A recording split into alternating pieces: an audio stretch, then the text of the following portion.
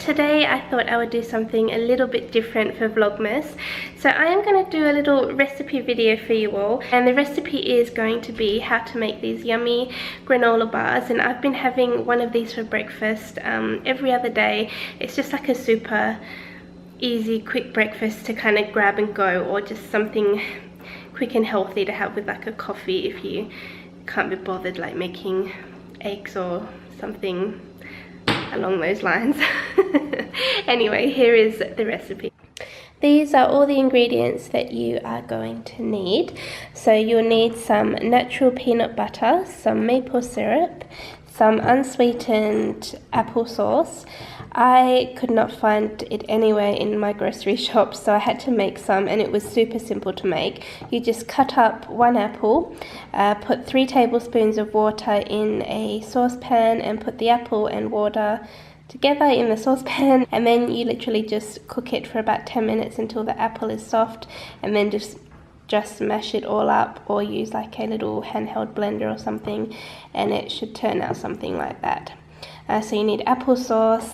This is LSA mix, which stands for linseed, sunflower seed, and almonds, which have all just been processed into like dust. You need some rolled oats, almonds, walnuts, cashews, pepitas and sunflower seeds, some dried fruit. You can use any dried fruit. I'm using cranberries and a few raisins, and you also need some cinnamon. The exact measurements for all of these ingredients will be down below in the information bar. The first thing that you need to do is get like a square baking dish. Mine's a little bit beat up. And you don't need to grease it or anything, but you do need a piece of grease-proof paper, and make sure that it overlaps the edges of the pan, just so it makes it easier to get the granola bars out of once they're done. Okay guys, this recipe is honestly so easy. All you have to do is dump all of the dry ingredients into a big mixing bowl. You don't even have to like chop up any of the nuts, just put it all in a big mixing bowl.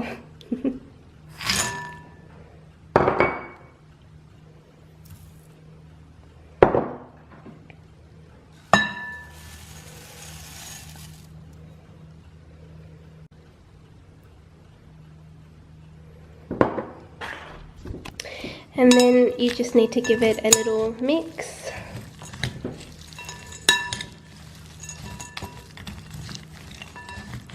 And then you just need to add all the wet ingredients. So I add the apple sauce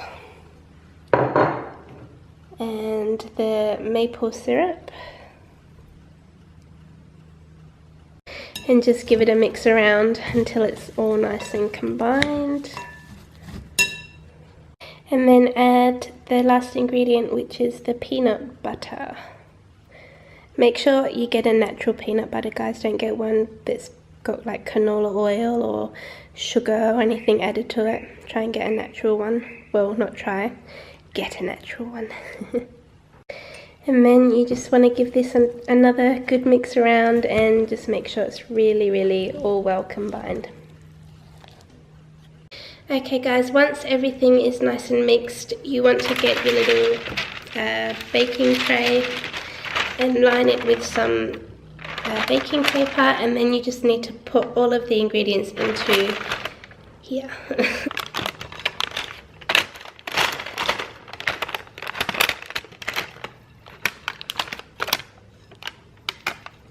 This is how the end result should look. It just needs to really tightly be pushed down into the pan. And then you don't even need to cook it, guys. It doesn't need an oven. It just goes into the freezer. This is my parents' fridge, so don't pay any attention to what's in it. Okay, let's pop you in.